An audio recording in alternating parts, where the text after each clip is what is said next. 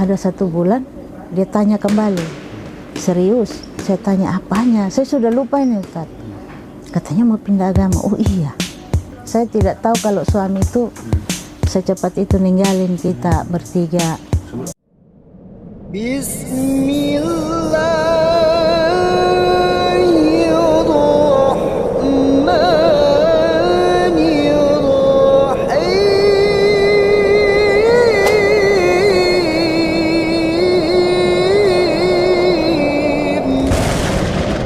Nama asli saya Mike Odiawati Kadir, nama Kristen. Saya dari Kupang NTT, masuk Islam 2019 di Masjid Al-Markas Makassar. Oh, agamanya dulu? Agama awal saya Protestan. Dulu sebagai jamaah biasa atau aktif? Saya waktu itu majelis aktif. Aktif. 2 periode di gereja. Sebagai? Sebagai majelis penatua. Oh, penatua? Iya. Khotbah ya? Iya. Oh, okay. Waktu saya masuk Islam, saya masih aktif itu, masih kegiatan gereja. Oh iya, gereja. Jadi, iya. Di Makassar? Di Kupang. Oh, di Kupang? Di Kupang, ya. Ibu kenapa bisa bersentuhan dengan Islam? Maksudnya dapat informasi apa tentang Islam sebelumnya? Kan bukannya Islam itu di framing tidak baik kan? Iya. Alhamdulillah itu mungkin semua jalan Allah. Itu semua sudah takdir saya. Waktu itu tidak juga ada orang bilang pengaruhi atau apa Ustadz. Cuman saya sering nonton. Kebetulan di keluarga juga ada yang ini. Cuman tidak terlalu peka begitu komunikasinya Islamnya. Tidak terlalu bersentuhan, tidak terlalu Oh, ada yang Muslim? Ya, cuman jauh, keluarga jauh. Alhamdulillah waktu bulan apa itu ya, saya dapat hidayah itu sepintas saja Ustadz. Itu memang bagaimana saya saja juga heran. Terlintas saja itu tulisan Islam itu. Di mana? Di waktu saya sama almarhum suami sama anak-anak ini lagi nonton televisi. Nah, di situ terlintas 3 kali ini tulisan Islamnya lewat. Di situ saya, kenapa ada? Memang saya dari kecil itu hobi Ustadz. Ngelihat-lihat pakaiannya orang Muslim, acara-acaranya orang Muslim, suka dengar nonton ngajinya Ustadz Danu kalau tidak salah, acaranya Ustadz Danu. Itu di situ asiklah Islam ini. Satu yang saya pegang dari Islam itu hidupnya apa yang ada kita nikmati. Maunya mati itu kan kita nggak bawa apa-apa Ustadz. Lain kalau kita di agama seberang kan. Ya dari situlah mulai rasa ini, ditambah ada penglihatan tulisan itu. Saya sempat sampaikan ke suami, sempat didiamkan lah, ya namanya begitu kan pasti kaget suami. Ada 1 bulan dia tanya kembali, serius. Saya tanya apanya, saya sudah lupa ini Ustaz. Katanya mau pindah agama. Oh iya, maukah? Saya tapi kita tidak bisa di sini katanya. Keluarga pasti bertolak belakang sekali, dan pasti saya sebagai suami juga pasti berat mau ini. Jadi saya pikir di mana bagusnya. Dia bilang nanti saya tanya-tanya dulu teman, kalau bisa fasilitasi saya dukung. Karena masalahnya saya tanya kenapa begitu cepat mau kasih keputusan ke saya. Katanya ini masalah keyakinan. Kalau masalah lain saya otomatis tidak setuju. Takutnya terjadi apa-apa anak-anak saya, rumah tangga saya. Tapi itu pertanda bahwa dia juga mau pergi Ustadz.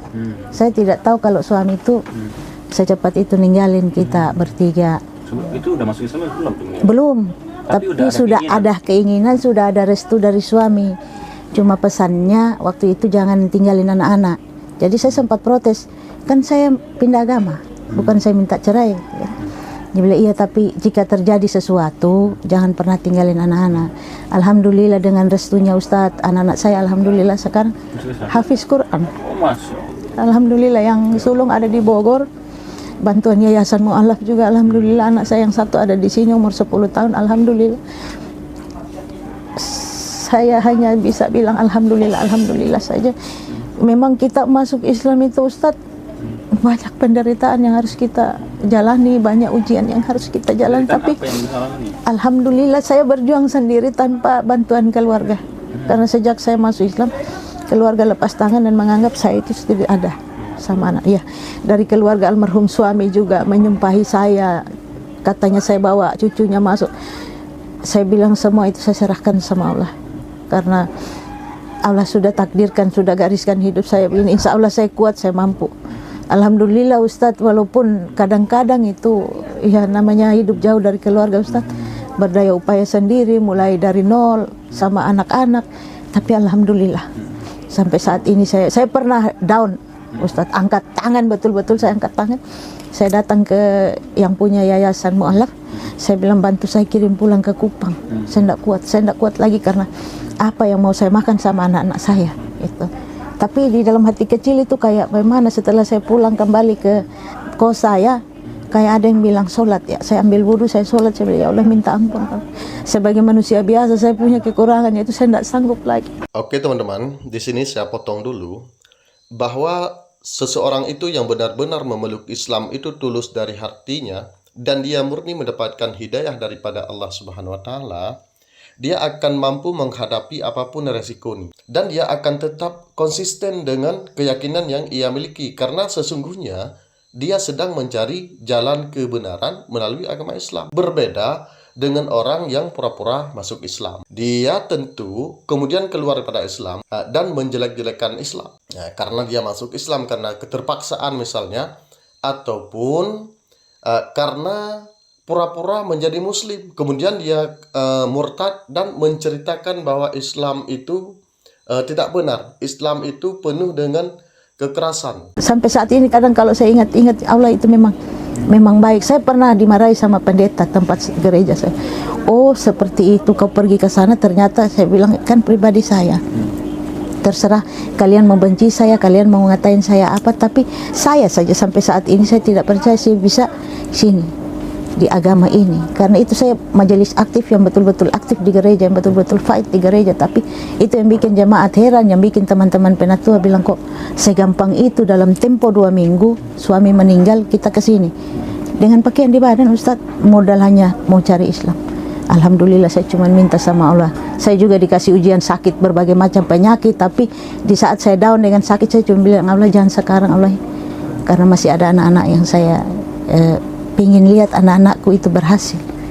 Saya pingin sekali. Memang secara finansial kita mu'alaf itu memang jauh minus sekali, cuman dengan adanya pekerjaan sedikit-sedikit serabutan, alhamdulillah Ustaz, saya serabutan yang penting halal, berkah untuk anak-anak saya, cukup untuk saya makan minum, alhamdulillah. Kemarin tanggal 4 Agustus itu menikah juga, suami ini cuman tukang, tapi saya bersyukur alhamdulillah bisa bimbing saya sama anak-anak, bisa nasihati saya, itu saja. Itu yang alhamdulillah sekali Ustaz. Saya saat ini yang mau dibilang bangga karena anak-anak saya itu hafiz Quran. Itu ya, Ustaz. Prosesnya bagaimana tuh? 2 minggu Ibu adalah majelis gereja yang aktif, lalu tiba-tiba masuk Islam, ada proses diskusi kah atau bagaimana itu sehingga meyakinkan banget Ibu itu pengen banget masuk Islam? Lalu kenapa alasannya ke Makassar gitu ya? Proses dari Kupang ke Makassar itu bagaimana prosesnya juga? Waktu saya dari Kupang ke Makassar, kebetulan ada sepupu, itu mamanya tante saya meninggal, jadi dibawa pulang ke Kupang, sakit dibawa pulang ke Kupang, meninggal di Kupang. Selesai 40 hari dia bilang, kan pas meninggal juga almarhum suami, dia bilang ikut saya ke Makassar. Tapi memang sudah ada niat tuh, tujuan saya, karena Makassar ini bukan target saya tidak pernah tahu ini Makassar bagaimana, jadi ikut saja. Nah di sini saya sampaikan bahwa saya mau pindah agama. Dia bilang saya tidak tanggung jawab kalau seandainya keluarga marah ke saya. Saya bilang mamanya yang mu'alaf, karena bapaknya orang asli sini, jadi dia lahir itu Islam. Jadi dia bilang saya tidak berani, karena kau tahu sendiri keluarga tuh bagaimana itu sifatnya, keluargamu, om-ommu, tantemu. Jadi saya bilang saya tanggung jawab diri saya sendiri. Dia bilang, jadi setelah disahadatkan 2 minggu dia suruh saya keluar dari rumahnya. Karena di Kupang? Ada di sini di Makassar sih, ya. Jadi mungkin dia sudah diancam-ancam atau sudah dikasih masukan tuh, jadi dia suruh saya pindah cari kontrakan sendiri. Alhamdulillah saya sama anak juga bisa mengontrak sendiri. Jadi sejauh itu saya jalani itu, saya sama dia putus komunikasi karena dia takut ini sama keluarga, biar saya pisah sendiri, saya bilang. Jadi selama berapa tahun itu enggak baku bicara, tidak ada komunikasi sama dia. Cuman dia yang menginformasikan ke sana keadaan saya sama anak-anak. Gitu. Jadi Waktu ke sini pun itu memang kemauan saya dari hati saya, langsung tidak ada komunikasi apa-apa sama siapa-siapa. Makanya gereja kaget waktu saya kirim surat pengunduran diri dengan saya dalam keadaan bercadar waktu itu, karena saya takut karena saya diancam sama om saya. Saya akan datang ke Makassar cari. Jadi saya sempat disuruh datang ke Kupang. Jadi waktu saya turun ke Kupang itu saya bercadar karena takut ditangkap di sana.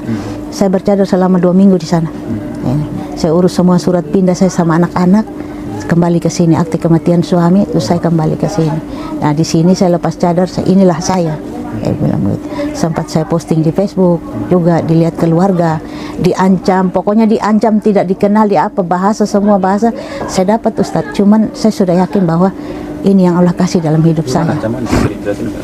Dikeluarkan dari keluarga, tidak dikenal sama saudara-saudara, dianggap mati lah, dianggap mati. Sampai ibu kandung saya pun Ustadz tidak mengenal saya. Jadi saya bilang, saya pernah bertanya sama ustazah, apakah saya ini anak durhaka yang tidak berbakti sama orang tua karena jarang berkomunikasi sama ibu. Bapak sudah almarhum, tapi dibilang tidak, nah insya Allah kau pembuka hidayah buat keluargamu. Tapi itu tidak gampang, tidak gampang. Kita berjuang untuk mendapatkan sesuatu yang baik itu tidak mudah, membalikan telapak tangan. Tapi setiap doa saya selalu doakan orang tua, almarhum bapak, adik-adik. Saya pernah posting di status WA itu ngaji. Adikku yang nomor 3, dia sampai bilang, Kak, merinding saya dengar dalam hatiku, ya Allah, kasih hidayah buat adik-adikku supaya kita sama sebelum mereka dipanggil pulang, ibu saya dipanggil pulang, biar kita satu. Menemukan keanehan nggak emang dalam agama ibu sehingga memang kayaknya saya harus pindah ke agama Islam gitu kan? Ibu kan pernah tua toh, juga ke ayat apa gitu kan, tentang tauhid, tentang akidah itu ibu bagaimana mengcompare?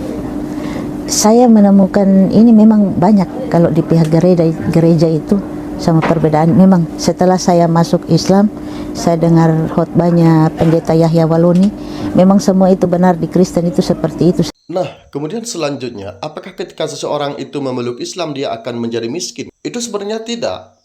Karena biarpun setelah dia menjadi muslim tapi dia miskin, itu pada hakikatnya dia sedang dicoba keimanannya oleh Sang Pencipta. Nah, jadi dunia ini surga bagi orang-orang yang kafir dan penjara bagi orang-orang Islam.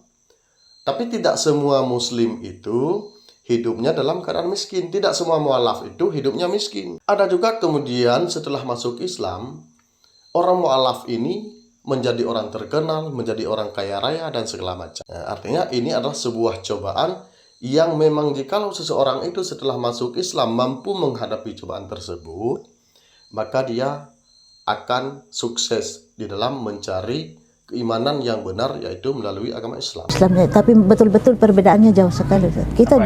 Kita di Kristen itu disuruh fight di gereja itu kayak bagaimana ini para jemaat kita harus meminta.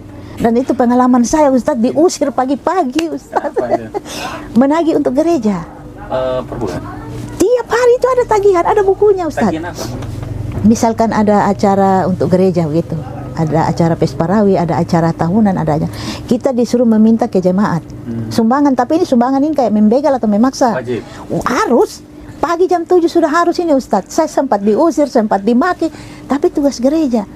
Nanti datang di sini, Ustadz. Saya bilang, ya betul deh, perbedaannya betul-betul beda. Betul kata Ustadz Yahya Waloni, dasi saja yang dipakai jemaat yang beli, betul, karena uang jemaat yang diambil. Gula saja mau minum kopi ini uangnya jemaat. Betul, bagaimana kita tidak dimaki, tidak ini pagi-pagi gara-gara menang. Kita kayak petugas koperasi. Iya, Ustadz, saya bilang betul-betul. Kalau di Islam saya belajar memang kita bersedekah itu jangan. Kalau di Kristen kan lain, Ustadz. Kita menolong sesama kita orang berpunya.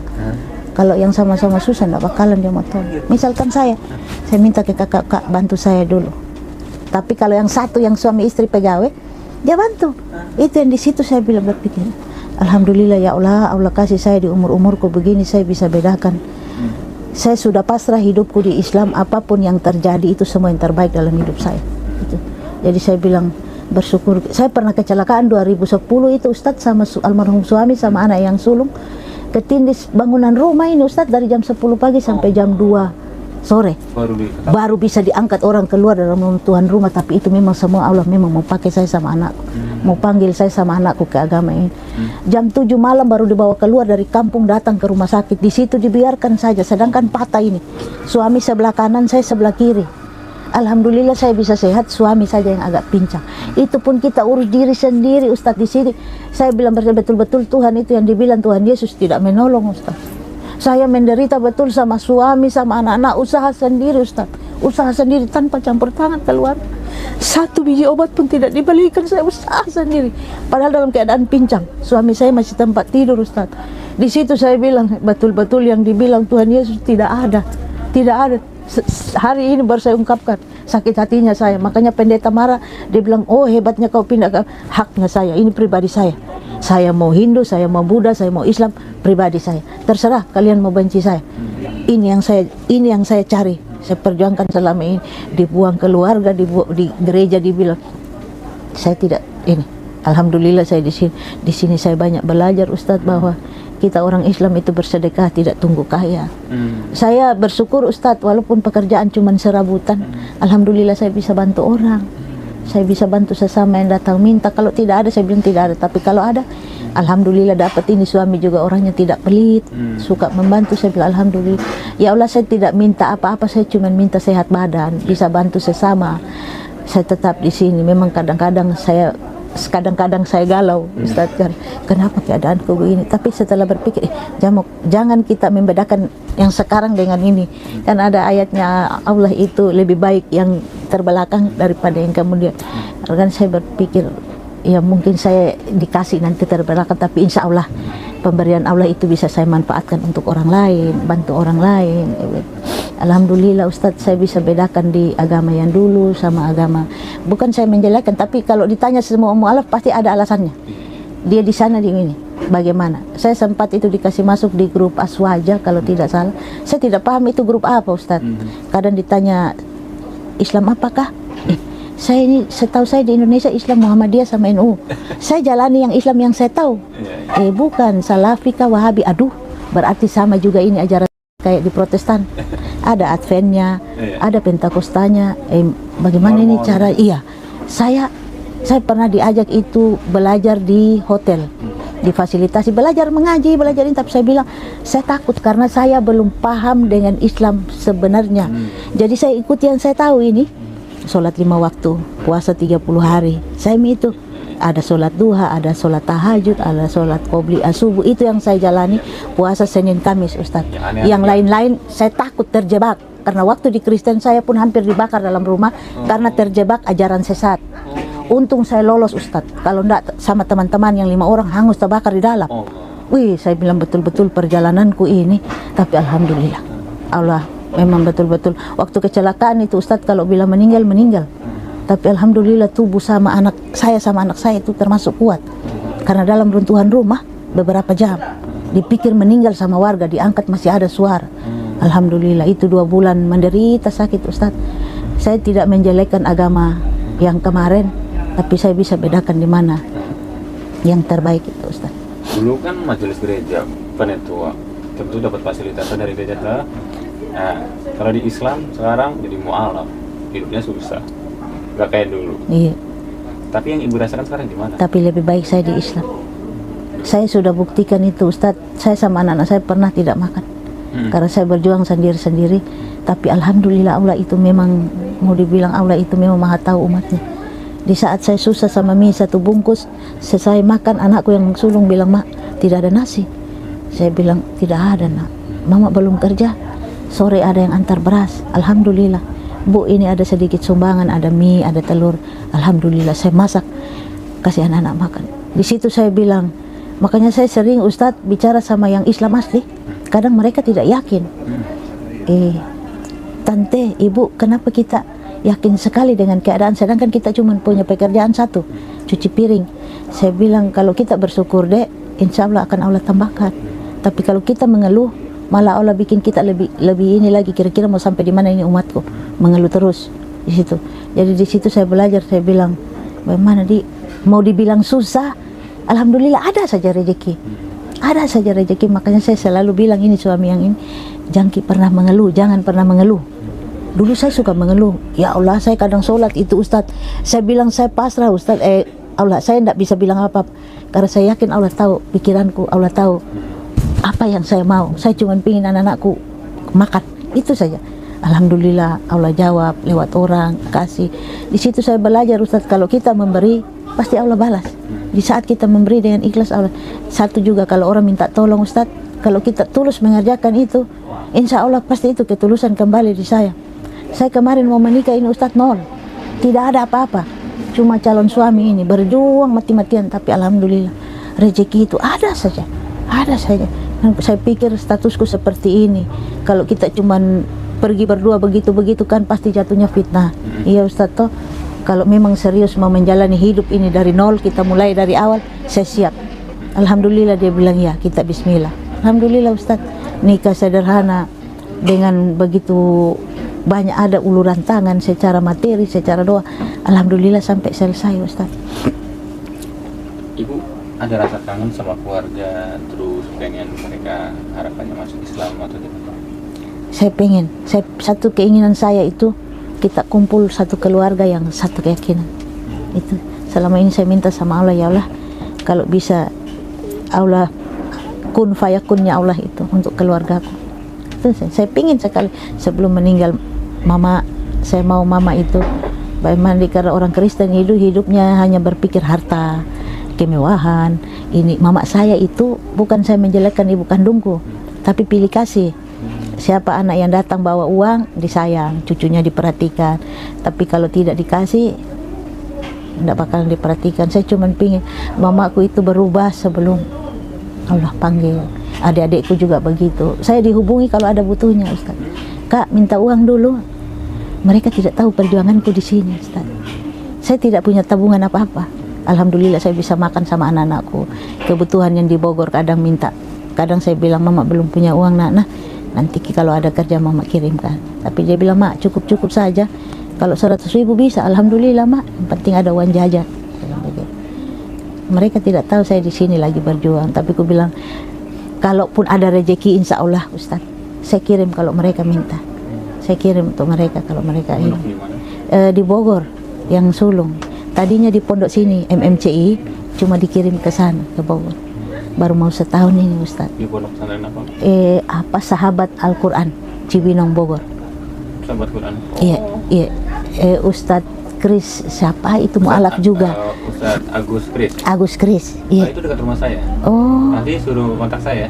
Oh iya. Kalau ada rezeki Nanti. saya kasih WhatsApp nanti. Saya minta nomornya Ustadz biar juga bisa bimbing, karena kemarin itu Ustadz yang namanya anak laki-laki Ustadz, saya mau itu dia dikasih disiplin mandiri, jadi makanya kemarin katanya ada ketahuan sama teman-temannya itu merokok. Saya marah, saya telepon, saya bilang ndak sayang mama sama adek. Kalau ndak sayang mama pergi jauh. Biar ikut ini bapak ke kampungnya, ndak usah ketemu mama. Mama kirim di sana supaya kau bisa angkat derajatnya mama. Kau kasih tunjuk keluarga bahwa tanpa bapak, tanpa keluarga, mamaku bisa sekolahkan saya sampai saya bisa. Dia niatnya itu berdakwah. Jadi saya bilang jangan kau terpengaruh nak sama ajakannya teman-teman. Jangan. Jadi Ustadz boleh bila ibu kemarin sempat saya bilang terapkan saja aturan pesantren. Karena dia anak laki. Ini kecil juga begitu, tapi alhamdulillah yang kecil ini kalau dia lihat kakaknya berulah, dia bilang Jami saya bikin mama deh. Di sana juga? Ada di sini. Tapi katanya nanti selesai 2 tahun lagi dia dikirim ke Jogja. Saya senang kalau anak-anakku berhasil di agama Ustaz. Itu saja. Saya selalu nasihati mereka berdua, bikin bangga bapakmu karena ridhonya bapakmu, restunya bapakmu, kau berdua bisa selincah ini, sepintar ini. Kalau saya belum lincah mengaji Ustadz karena putus-putus, belajar di sini, lepas, pindah lagi. Saya berpindah-pindah karena masih ngontrak Ustadz. Itu saya juga pingin sekali Ustadz mengaji, fokus di agama. Cuman ya itu tuntutan hidup, cari hidup. Saya bilang ya Allah, satu saat pasti saya bisa fokus untuk belajar. Saya bilang ya, kalau sekarang ini memang hidup masih morat-marit, tapi insya Allah pasti Allah kasih saya kesempatan untuk belajar mengaji. Saya alhamdulillah bahagia sekali Ustaz. Bahagia sekali. Tinggi di gereja Ustaz, tapi hidup tidak tenang. Bangun pagi belum urus keluarga, pi menagih hutang di jemaat. Kok jadinya hutang? Pi mana itu? Anggap saja menagih hutang, pi begal jemaat. Kena maki, kena usir pagi-pagi ini kau sudah datang menagih kayak uang mau ada simpan di sini. Mau di apa? Karena tugas dari gereja. Kalau tidak ada daftar pasti dibaca itu tiap hari Minggu, Ustaz. Ibu ini belum penyetoran begini-begini. Wih, malu ini. Tiap minggu itu pasti dibaca. Ibu, mana setorannya? Waduh, ini mau urus keluarga, apa mau urus tagihan ini? Itu perpuluhan atau apa? Itu perpuluhan lain lagi. Oh, lain lagi? Lain lagi itu perpuluhan. Ustadz, saya sejak mengucapkan 2 kalimat syahadat, Ustadz, blank pikiranku, tidak ada satu ayat Alkitab yang ada di kepalaku. Tidak ada, langsung hilang gelap. Allah bersihkan. Ya, langsung hilang gelap. Ditanya orang pernah itu di grup Aswaja itu, Ustadz, mereka saling bagaimana? Ya, saya sampai bilang, kalian ini mu'alaf. Toh, artinya kalian sudah dikasih hidayah sama Allah, memeluk agama Islam, datang di agama Allah yang benar, jalan yang benar.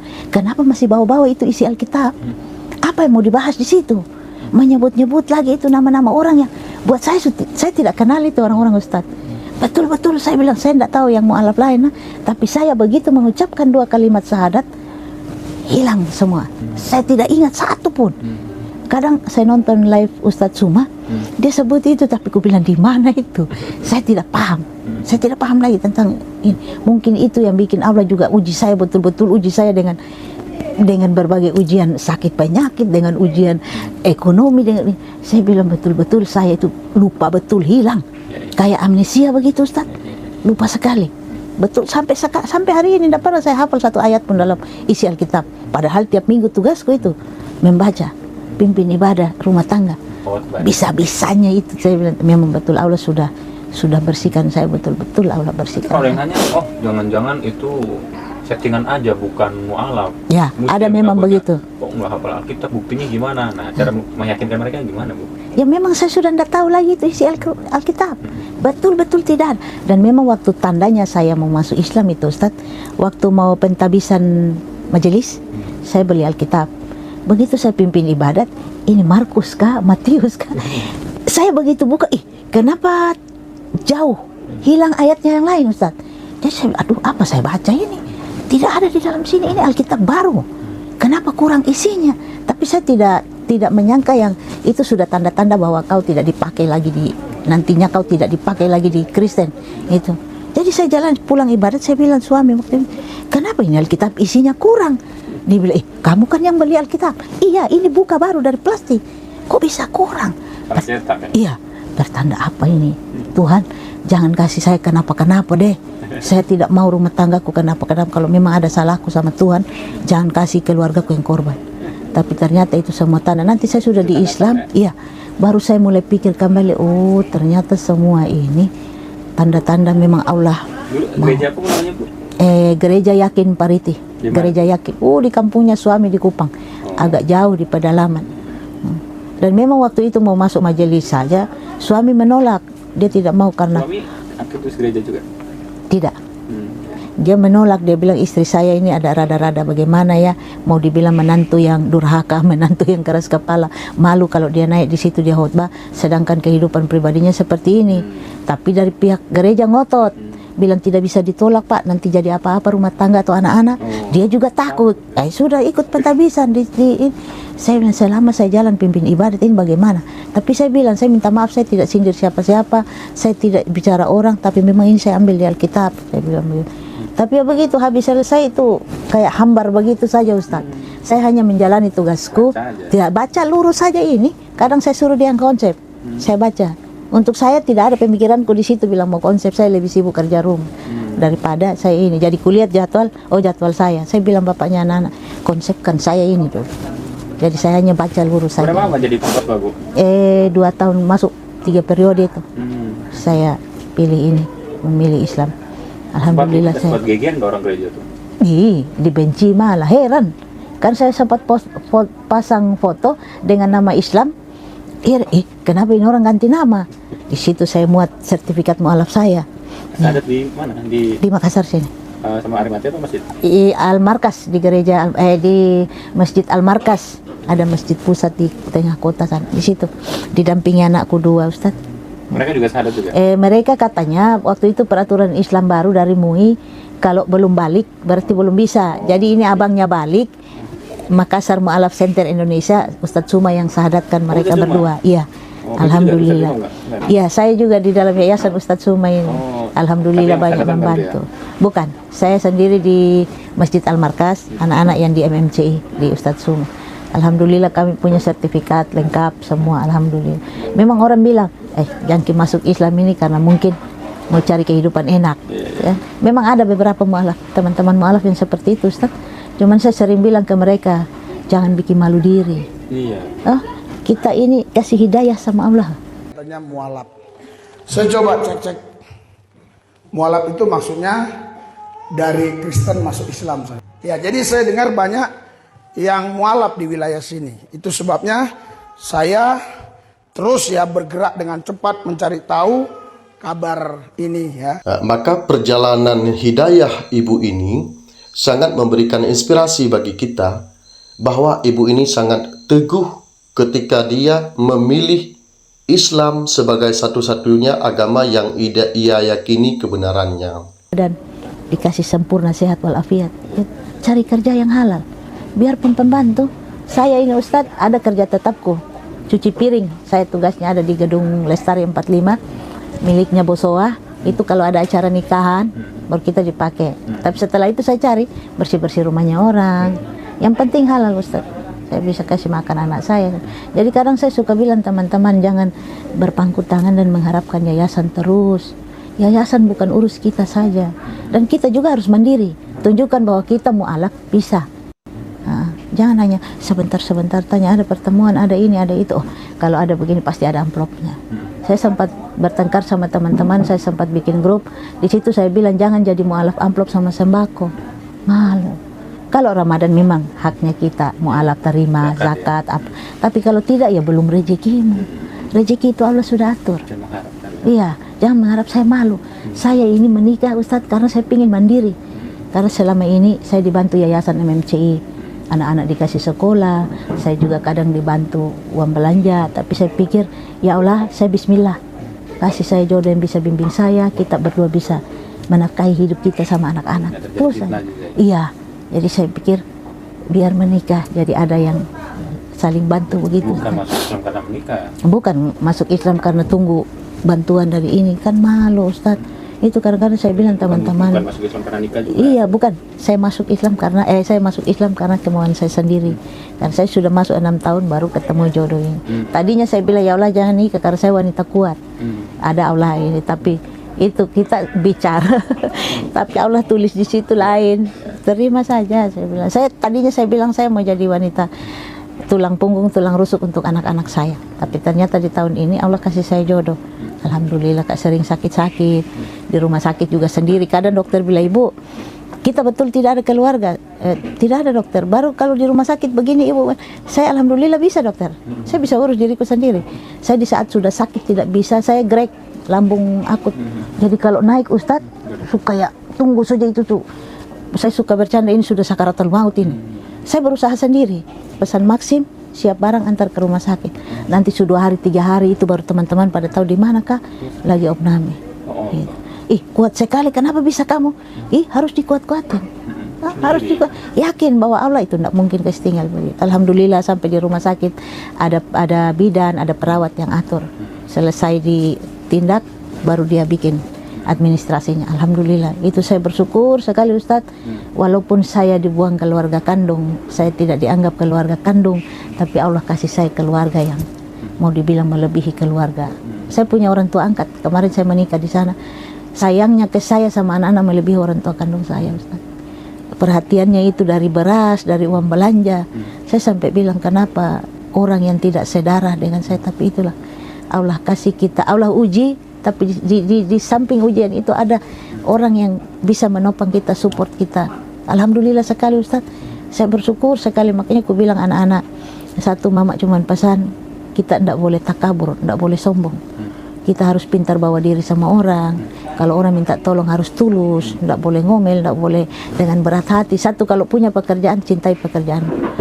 Jangan lihat gajinya, lihat pekerjaannya. Insya Allah kau akan baik-baik saja. Berteman dengan orang juga pintar bawa diri, kau baik-baik saja. Karena kan zaman sekarang kalau kau berduit kau dianggap tidak ada uang tidak perlu, karena takutnya membebani. Ustaz, satu, saya tidak mau membebani. Jadi kalau saya memang betul-betul butuh Ustadz, terpaksa saya bicara, bisa bantu saya. Saat ini saya ada dikasih kontainer untuk jualan, tapi suami juga baru mulai kerja, tukang tuh Ustadz, kita juga kos, jadi saya bilang insya Allah, minta sama Allah pasti ada rezeki, kita ada modal. Saya alhamdulillah basic saya TKW, mantan pembantu, jadi semua bisa saya laksanakan, alhamdulillah sekali itu Ustadz. Pengalaman saya punya, alhamdulillah sekali. Jadi saat ini saya cuma mau bilang saya di Islam itu saya kaya, saya bahagia. Itu saya. Walaupun orang bilang susah sekali hidup, malam pulang pergi kerja pagi pulang malam, saya bilang saya ada Allah, ada Allah. Di saat saya butuh betul saya minta pasti Allah kasih lewat orang. Saya bilang begitu. Tapi tidak langsung Allah bilang aku jawab doamu begini. Tapi saya tetap berharap saya tetap kasih harapanku itu bahwa ada Allah untuk saya dan anak-anak saya, untuk keluarga saya, dan saya mau keluarga besar saya itu semuanya dikasih hidayah sama Allah supaya kita satu. Itu saya. Lalu bagaimana ceritakan hubungan ibu dengan Forum Arimatea? Kalau dengan Arimatea baik-baik saja, alhamdulillah. Ibu ada kegiatan apa dan sebagainya sama? Oh, kalau ini kita Arimatea ini katanya mau buka tempat jualan, cuman belum karena kasihan juga kayaknya modal kita. Memang Arimatea itu dari dulu dia memang berusaha untuk membangkitkan kita para mualaf. Cuman kadang-kadang kita para mualaf itu tidak sabaran Ustadz, maunya instan kayak masak mie. Itu yang bikin saya kadang-kadang juga bilang, teman-teman ini Arimatea MMCI ini mereka juga punya rencana pelan-pelan. Mereka juga manusia biasa, kasihan. Nah ini bukan dana mereka, kan ada donatur yang bantu. Prosesnya itu harus ada proses. Kadang ada teman-teman mengeluh bagaimana sudah dapat uang. Jangan, saya tetap berharap itu Arimatea bantu kita tapi pelan. Kan pasti ada kabar Ustadz, oh Bu ini ada bantuan dana jumlahnya begini, apa kita mau bikin. Nah, kita sudah dirangkul itu Ustadz. Ada yang punya salon, ada yang punya usaha rumahan apa, kayak keripik-keripik begitu. Nah kalau saya di masakan jadi sama nasi kuning juga ini saya sempat bergabung juga, cuman jarak saya waktu itu tinggal agak jauh ke sini, agak jauh, akhirnya saya bukan mengundurkan diri tapi resign dulu. Jadi Pak Latif jalan sama bagus si Arimatea, dia membantu kita, tapi itu kadang-kadang tidak ada kesabaran dari teman-teman. Iya, jadi saya kalau di sini saya memotivasi teman-teman, kalau seandainya ada juga mualaf-mualaf yang ada di Makassar sini yang ada dibantu Arimatea, kita bersabar. Sabar saja, insya Allah pasti ada. Kita dikasih bantuan, kita dikasih ini ada.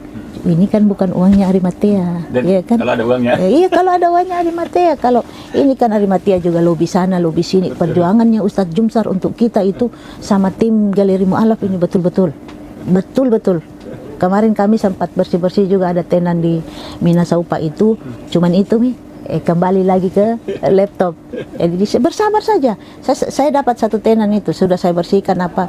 Saya mau itu kita bagaimana dukung support Galeri Mu'alaf ini karena memang dia fight untuk kita para mu'alaf. Jadi jangan bilang langsung ini jadi ini jangan. Kita support, doakan mereka sehat-sehat supaya kita bisa diperjuangkan. Itu jangan kita langsung oh iya ada modal di sini ini, jangan. Makanya saya mungkin salah satu mu'alaf yang mau dibilang cuek, bukan cuek, cuman serahkan ke mereka. Pasti ada waktunya mereka bilang, oh ini kita kumpul di sini. Kadang-kadang dipanggil pertemuan 1 minggu, 1 bulan 1 kali juga. Banyak alasannya, kasihan.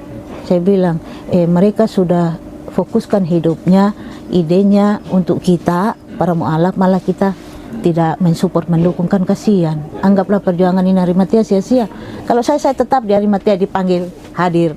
Saya hadir, kalau tidak bisa saya bilang ada kerja jadi saya tidak bisa hadir. Kalau dari saya buat teman-teman mu'alaf, buat teman-teman muslim yang dari lahir, kita itu harus bangga punya Allah. Saya bangga, saya bangga walaupun sesusah-susahnya saya dikasih ujian, dikasih ini, tapi alhamdulillah saya bisa lewati. Karena Allah tahu pundak yang Allah pilih itu yang bisa. Dan buat teman-teman yang dari lahir itu perbaiki lagi akhlaknya, tunjukkan pada kita mu'alaf bahwa oh inilah akhlak orang Islam seperti ini. Jadi kita para mu'alaf pun bisa ikut bahwa oh mereka seperti ini, berarti kita bisa lebih lagi dari mereka. Kalau ada ujian, tidak usah deh kita mengeluh ke orang. Saya tidak sempat kadang itu saya menangis, ya Allah ini saya keadaanku seperti ini, ya Allah Engkau maha mengetahuinya, Engkau yang menulis takdirku seperti ini. Kuat, sabar. Yang paling utama itu sabar. Walaupun menangis, sedih, apa, tapi sabar. Insya Allah, Allah itu tidak tidur melihat umatnya, apalagi kita yang mualaf. Pasti itu, ada itu mualaf-mualaf. Tidak mungkin dalam hidupnya itu mualaf, Allah tidak pernah buat hal baik untuk itu mualaf. Kalau saya banyak. Satu saja contoh, saya bantu orang. Misalkan dia datang, Bu, ada beras, saya kasih. Besoknya itu pasti ada balasan Allah. Saya kasih 1 liter, yang datang 3 liter. Cuman itu, jadi saya minta teman-teman mualaf, jangan pernah patah semangat. Satu, jangan putus asa. Dan jangan pernah punya niat bilang, saya berpaling deh, jangan. Karena itu kita mempermainkan Allah, kita mempermainkan keyakinan. Kalau kita permainkan manusia dunia, tidak apa-apa. Tapi kalau Allah, jangan pernah. Insya Allah awalnya itu tidak enak, tapi insya Allah akhirnya itu pasti alhamdulillah, alhamdulillah.